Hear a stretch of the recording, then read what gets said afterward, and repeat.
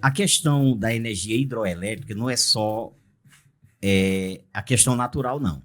Daqui a gente falou no início aqui do nosso debate, né? Entra também a questão do desperdício de água. De todas as atividades econômicas, a agricultura e a pecuária, a agropecuária, né? É o que mais desperdiça água. Então, a vazão... Mais até que a indústria. Sim, com Bem certeza. mais. Bem mais, certo? Você pega um gráfico, certo? E aí pode consultar qualquer fonte, né? Mas vá na fonte IBGE, que está lá, né? Certo? A agricultura é a atividade econômica, inclusive, que mais consome água, certo? Até mais do que a pecuária, certo? Levando-se em conta que a pecuária tem o pasto, tá certo? Então, o desperdício é muito grande no processo de irrigação. Então, necessariamente, os reservatórios vão diminuindo. Então, essa aí é outra prática. Aí vem a indústria, aí vem o desperdício, né, em cada casa, que a gente sabe que o brasileiro ele não se preocupa, né, com o meio ambiente, né, vai tomar um banho e aí o chuveiro é ligado direto, a água indo direto para o esgoto, certo? Então, necessariamente, esse é outro processo, certo? Para que haja uma diminuição de recursos hídricos, né? Bom, a própria água na geração de energia, ela é liberada, né, pelas comportas. E aí também existe desperdício. Essa água cai em algum ponto que necessariamente não retorna mais para aquele ponto de origem. E tem a questão da evaporação, porque está lá a barragem com água, né, retida e represada, então a evaporação nós perdemos, logicamente, ao longo do tempo. É diferente a evaporação de água corrente para essa água parada, né? Isso, até porque o nosso clima aqui é predominantemente tropical com altas temperaturas, né? Aí isso é uma conjuntura de fatores. Em se tratando da energia alternativa, como a solar, a eólica, certo? Aí nós temos, por exemplo, o sertão nordestino, né? Excelente para produzir energia solar, né? Você vai para o litoral, excelente para produzir energia eólica. Mas aonde está o problema? No dinheiro, minha gente, no consumo, certo? Do megawatts dessa energia. Eu sou um assalariado. Como é que eu vou comprar energia solar? Um projeto caríssimo. É caríssimo, porque o problema daquelas placas fotovoltaicas é exatamente na questão da manutenção. Aquelas placas não são permanentes, não. Tem um tempo. Tem tempo de validade. 25 anos, né? Por aí. Certo? Que precisam ser renovadas, certo? E aí é onde encarece a coisa também, né?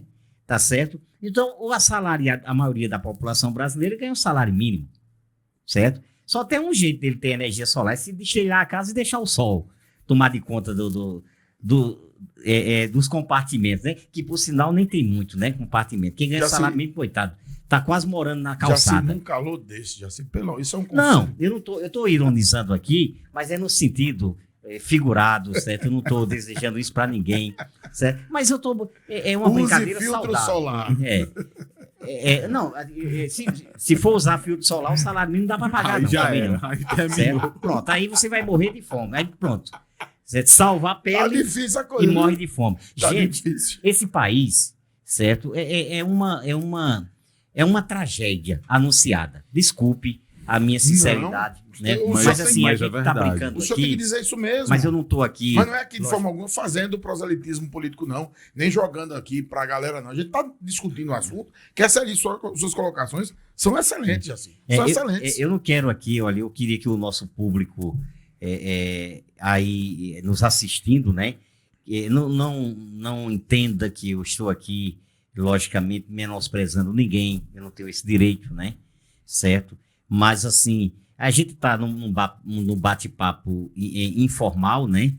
E necessariamente a gente usa essas brincadeiras mais para desopilar, né, Léo? Sim, sim. Mas, assim, a realidade é cruel, certo? Energia eólica é outra energia caríssima. O grande lance aí, né, professor, é justamente Questão tecnológica. o custo do megawatt produzido, né? Exatamente. A hidrelétrica não tem quem consiga ir com ela. Não, em é mais termos barato. É mais barato. preço, né? É mais acessível. Bem mais É, em conta. Agora, professor, a gente, enquanto país, enquanto nação, não teria condições de produzir esse material, tipo essas placas fotovoltaicas, esses inversores. Os inversores a gente já produz no sul do país.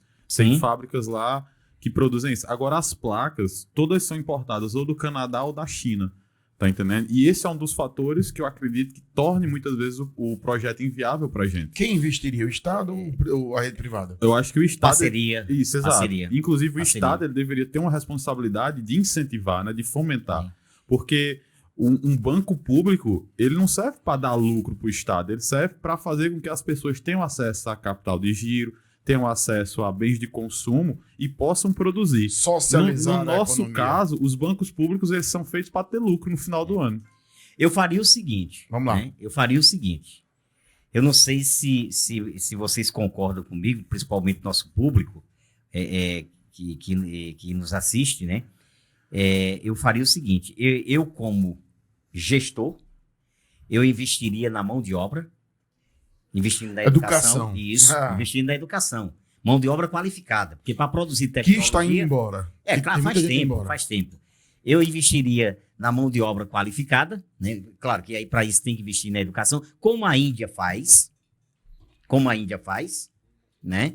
E faria uma parceria com a iniciativa privada, que tem o dinheiro.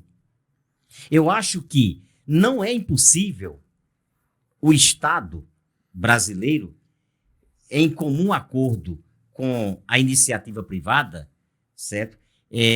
Promover o desenvolvimento desse país, não.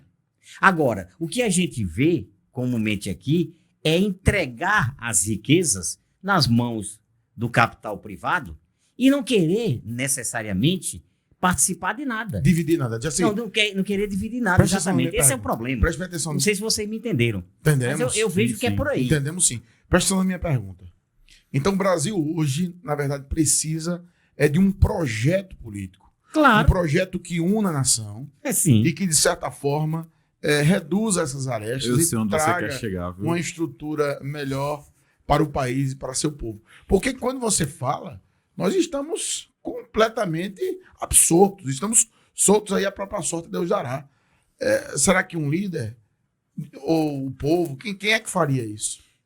Eu não acredito não nessa figura aí. Pois desse, mas olha, desse santo já você tá salvador aqui aí que você está colocando. já você está aqui para abrir nossa mente. Aí. Olha, O que você acha, professor? do jeito que o Brasil Porque se da encontra... forma que o professor falou, é um projeto, isso é projeto, gente. Isso é projeto de nação. Exato. Isso é você ter algo, longo não é prazo. você ter um governo que diz, não, vamos repensar as estratégias de como desenvolver esse país. Temos condições? Temos. Precisa de quê? Educação, investir em educação. Precisa de quê? Parceria com a iniciativa privada. Você Vamos quer lá. exemplo de uma nação que fez um projeto a longo prazo? A China. A China fez um projeto a longo prazo que deu certo, né? Coreia. Mas eu não vou nem falar... Pronto. Coreia. Eu não vou nem falar da China, eu vou falar da Coreia do Sul. A Coreia do Sul, quando foi, depois da Segunda Guerra Mundial, que ela foi contemplada com grandes investimentos japoneses, norte-americanos, investimentos privados. Foi que o governo da Coreia do Sul fez. Começou a investir na educação. Criou uma condição, né, extremamente favorável na conjuntura da mão de obra qualificada.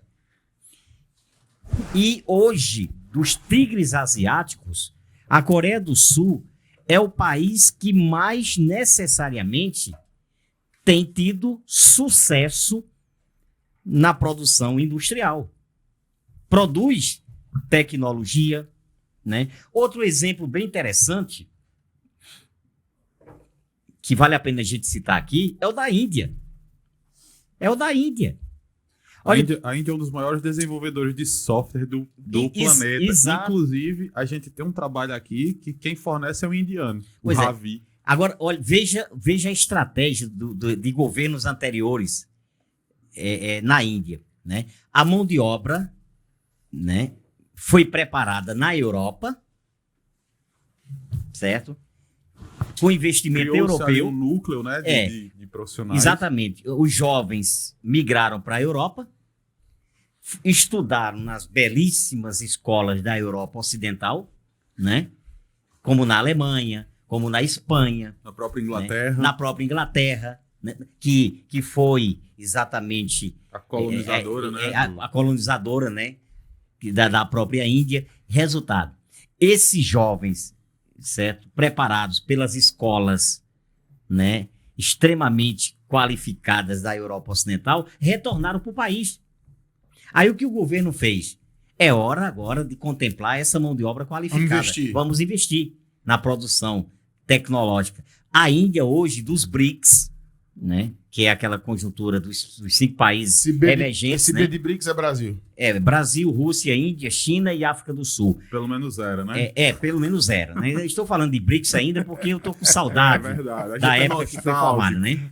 Exatamente. Saudosista de Isso. Mas a Índia hoje é um exemplo, certo?